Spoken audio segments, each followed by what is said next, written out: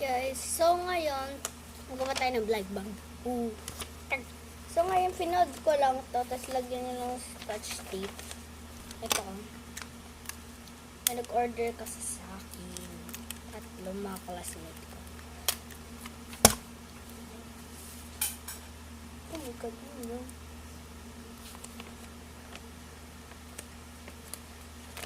So, sa mga hindi po marunong dyan, blind bag.